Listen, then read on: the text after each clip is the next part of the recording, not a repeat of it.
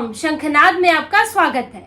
जम्मू कश्मीर में पहले चरण का मतदान हो चुका है और अब 2 चरणों का मतदान और बाकी है और राज्य की 90 सीटों पर टक्कर की लड़ाई चल रही है। लेकिन इन 90 सीटों में से 16 सीटें ऐसी हैं जिसके लिए सभी पार्टियां जिन्होंने पूरा जोर लगाया है और ये 16 सीटें इन पार्टियों की हार या जीत में अहम भूमिका निभा सकती हैं। ये 16 सीटें आरक्षित सीटें हैं। अनुसूचित जाति और अनुसूचित जनजाति दोनों के लिए ये सीटें हैं और इस बार इन सीटों पर मामला पिछले चुनावों से अलग है। और अनुसूचित जनजाति की तो वो सीटें हैं जो पहली बार चुनाव में आरक्षित की गई हैं। इससे पहले सिर्फ अनुसूचित जाति की ही सीटें आरक्षित होती थीं। तो सभी दलों ने अपना जोर लगाया है। बीजेपी ने भी अपने लिए कुछ खास इस बार प्रयास किए हैं। कांग्रेस की भी कोशिश है, नेशनल कॉन्फ्रेंस भी हाथ आजमाना चाह रही है, इन सीटों पर जीत हासिल करना चाहती है। तो क्या समीकरण बैठेंगे, कौन बाजी मार सकता है, इसका विश्लेषण करेंगे, बात करेंगे। पहले आप ये समझिए कि कौन सी सीटें कहां से आरक्षित है। जम्मू कश्मीर की आरक्षित सीटें 16, जिसमें अनुसूचित जाति की 7 सीटें हैं और अनुसूचित जनजाति की 9 सीटें हैं। अब इन सीटों का विभाजन कैसे है। जम्मू संभाग में 13 सीटें हैं, जिसमें सारी एससी सीटें शामिल हैं और इसके अलावा 6 सीटें अनुसूचित जनजाति की हैं। कश्मीर घाटी में सिर्फ 3 आरक्षित सीटें हैं जो सिर्फ एसटी के लिए हैं, यानी अनुसूचित जनजाति के लिए हैं। अब देखिए ये आरक्षित सीटें कहां कहां हैं। अनुसूचित जाति की सीटें बिश्नाह, सुचेतगढ़, मढ़, अखनूर, रामगढ़, कठुआ और रामनगर में है। अनुसूचित जनजाति की सीटें गुलाबगढ़, कोकरनाग, राजौरी, थन्ना मंडी, बुद्धल, सुरनकोट, मेंढर, कंगन और गुरेज में है। ये जो एससी और एसटी सीटें हैं, दोनों की स्थितियां अलग अलग हैं। एससी तो जम्मू में सीटें हैं और एसटी कश्मीर घाटी में 3 है, बाकी जम्मू में है। लेकिन जम्मू में भी जो 5 सीटें हैं वो सिर्फ राजौरी और पुंछ में पड़ती हैं और वहां पर सभी पार्टियां कोशिश कर रही हैं अपनी अपनी, और वहां पर कुछ बदलाव भी हुए हैं। लेकिन पहले एससी सीट पर बात करते हैं।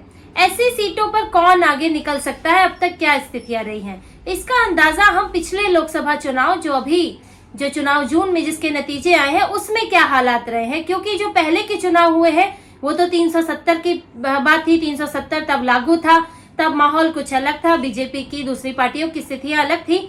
लेकिन 370 हटने के बाद जो लोकसभा चुनाव हुआ है उसमें कौन आगे रहा है आपको ये बताते हैं। तो लोकसभा चुनाव में अनुसूचित जाति की 7 सीटों में से बीजेपी को 6 सीटों पर बढ़त मिली थी और कांग्रेस एक सुचेतगढ़ सीट से आगे रही थी। अब लोकसभा चुनाव में बीजेपी ने 2 सीटों पर जीत हासिल की थी, जम्मू और उधमपुर में, और जम्मू में ये अनुसूचित जाति की सीटें ज्यादातर पड़ती हैं। तो जैसा कि लोकसभा चुनाव के नतीजों से दिखता है, जम्मू और उधमपुर में क्योंकि बीजेपी जीती थी तो उसकी अधिकतर विधानसभा क्षेत्रों में बीजेपी को बढ़त हासिल हुई थी, जिसमें अनुसूचित जाति की सीटें भी थी। और अब क्योंकि विधानसभा चुनाव है, बहुत ज्यादा समय नहीं हुआ है, तो यहाँ पर बीजेपी फिर से बढ़त बनाती हुई दिख रही है। क्योंकि देखिए यहाँ पर जो दूसरे दल है, बड़े दल है, वो यहाँ पर नहीं है। कांग्रेस एक है, लेकिन कांग्रेस की स्थितियां 370 हटने के बाद तो और खराब हुई है। लोगों ने कांग्रेस को पहले ही यहाँ पर नेशनल कॉन्फ्रेंस और पीडीपी तो कांग्रेस को गायब कर ही चुके थे, लेकिन अब इसके बाद लोगों को और कांग्रेस को लेकर जो पुराना जो स्थितियां थी उससे नाराजगी रही है। जम्मू को किस तरह से अनाज छोड़ा गया, कश्मीर की तरफ सारा ध्यान रहा और इसमें कांग्रेस ने कुछ खास नहीं किया केंद्र में रहते हुए। तो ऐसे में कांग्रेस को लेकर तो इस इलाकों में नाराजगी रहती ही है। हालांकि कांग्रेस ज्यादातर जम्मू में ही चुनाव लड़ती रही है, कश्मीर में तो कांग्रेस को भी वोट मिलने मुश्किल होते हैं। पर इस बार जो बीजेपी जिस एजेंडे के साथ चल रही है, जिस तरह से वहां पूरी ताकत लगाई है और जो लोकसभा का परिणाम रहा है, तो लगता है कि जम्मू में जो एससी सीटें हैं उसमें 7 सीटों में से बीजेपी कम से कम 5 सीटों पर जीत हासिल कर सकती है। अब एसटी सीटों की बात करते हैं, यानी अनुसूचित जनजाति की सीटें। चुनाव तो यहाँ पहले भी हुए हैं, लेकिन पहले ये सीटें आरक्षित नहीं थी। एसटी की 9 सीटों को इस बार परिसीमन के बाद ही आरक्षित किया गया है, उन्हें आरक्षण दिया गया है, जिसके कारण स्थितियां बदल गई हैं।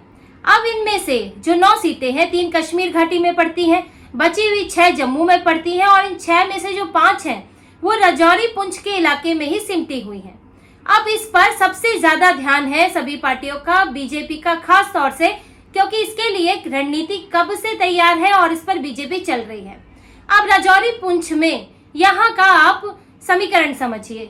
राजौरी पुंछ में गुज्जर बकरवाल जातियां हैं जो वहां पर रहती है, सब पहाड़ी जातियां हैं, यानी कि इनको कह सकते हैं कि एक तरह से खाना बदोश है। तो यहाँ गुज्जर बकरवाल है जो पहले ही एसटी थे। इसके अलावा पहाड़ी जनजाति है और गड्ढा ब्राह्मण है, कोली है, पद्दारी जनजाति है।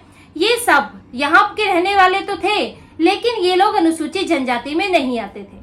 लेकिन इस बार जब डिलिमिटेशन हुआ, 370 हटा, बहुत सारे बदलाव हुए, तो इन जनजातियों को भी एसटी की कैटेगरी में बीजेपी ले आई और इनको अलग से 10% रिजर्वेशन दे दिया, ताकि एसटी का रिजर्वेशन बढ़कर 20 हो गया, ताकि गुज्जर बकरवाल को उससे जो है नुकसान ना हो।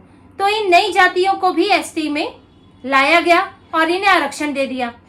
और इनकी आबादी करीब 10 लाख है और गुज्जर बकरवाल की आबादी 5 लाख है। और ये पुंछ राजौरी के इलाके में ये जो जनजातियां हैं, ये हारने और जिताने का मादा रखती हैं। इनकी भूमिका बड़ी हो जाती है। और यहाँ तक कि ये तो पीर पंजाल का इलाका है, राजौरी पुंछ का, दक्षिण कश्मीर की तरफ का। और अगर दूसरी तरफ जाएं, वहां पर जो कश्मीर घाटी में 3 सीटें हैं, वहां पर भी ये जनजातियां मिलती हैं। गुज्जर बकरवाल का इलाका है, पहाड़ी समुदाय की जनजाति है, तो वहां पर भी इनकी भूमिका होती है।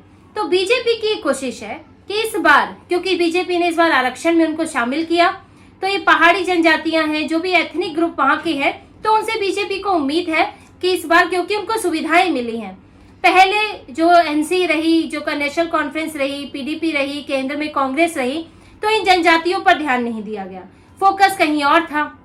इनका फोकस तो एक अलग तरह की भारत विरोधी राजनीति पर इनका फोकस था। तो जो जनजातियां पिछड़ी हुई थी, इनको सिर्फ बात वोटिंग की नहीं है कि वोट के चलते इनको आरक्षण दिया गया है, बेसिकली पिछड़ी हुई जातियां हैं, तो इनको शिक्षा में, रोजगार में इनके पास आरक्षण नहीं था, इनको सुविधाएं नहीं थी। अब ये घुमंतु जातियां हैं, तो ये लोग ना पढ़ पाते ठीक से, ना फिर इनके लिए नौकरियों में ज्यादा जगह होती, तो इसलिए आरक्षण देकर इनके भविष्य को बेहतर बनाने की कोशिश की गई। और इससे उम्मीद बीजेपी को ये है कि कुछ किया है तो शायद उनका समर्थन भी मिले। तो ऐसे में बीजेपी को वहां पर पहाड़ी और जो दूसरे एथनिक ग्रुप्स हैं, उनसे समर्थन मिलने की उम्मीद है। और जो उम्मीदवार उतारे गए हैं पुंछ में 4 सीटों पर, उनमें से 3 से 4 सीटों पर बीजेपी ने पहाड़ी उम्मीदवार ही उतारे हैं और 1 सीट पर गुज्जर उम्मीदवार है। और जब ये आरक्षण दिया गया था, तो उसके बाद ये बात हो रही थी कि गुज्जर जो है वो बीजेपी से नाराज हो जाएंगे, क्योंकि पहले गुज्जर बकरवाल जो है वो एसटी में आते थे, तो उनका जो है अब हिस्सा बढ़ जाएगा।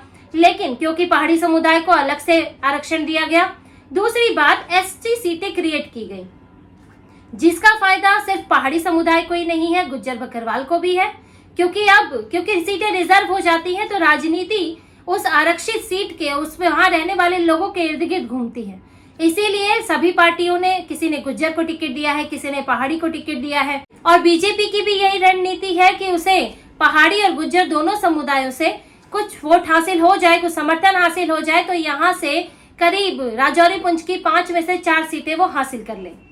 अब पहाड़ी समुदाय से तो ज्यादा उम्मीदें हैं और गुज्जर बकरवाल से जो थोड़ी बहुत नाराजगी की बात हो रही थी, उसके लिए कोशिश ये की गई है बीजेपी की तरफ से कि गुज्जर नेताओं को शामिल किया गया है। चौधरी जुल्फकार अली बड़े गुज्जर नेता है, उन्हें बुद्धल सीट से उतारा गया है।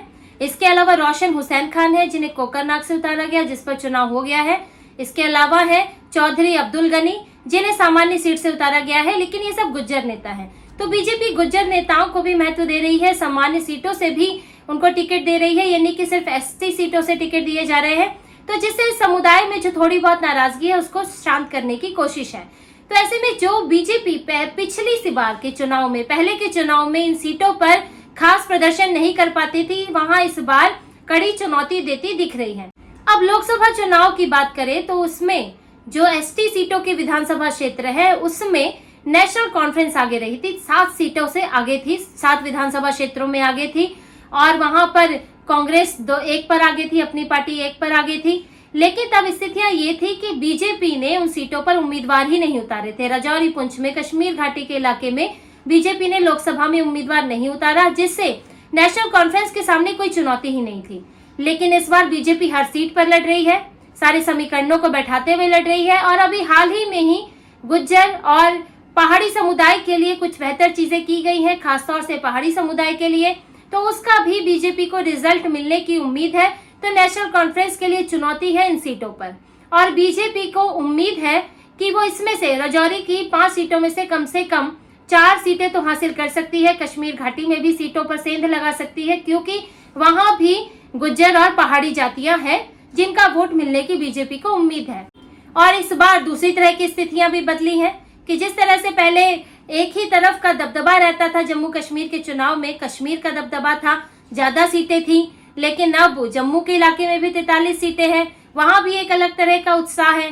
बीजेपी एक नई तरह की राजनीति लेकर आई है, आतंकवाद खत्म करने की बात करती है और मंदिरों के जीर्णोद्धार की बात करती है, कश्मीरी हिंदुओं को बसाने की बात करती है और रोजगार देने की बात करती है। तो ऐसे में वहां का माहौल बदला है, लोग नई तरह की राजनीति देख रहे हैं, जबकि नेशनल कॉन्फ्रेंस, कांग्रेस और ये सब वही पुरानी बातें कर रहे हैं, भारत विरोधी बातें कर रहे हैं। भारत विरोधी होने की, भाजपा विरोधी होने की होड़ लगी है।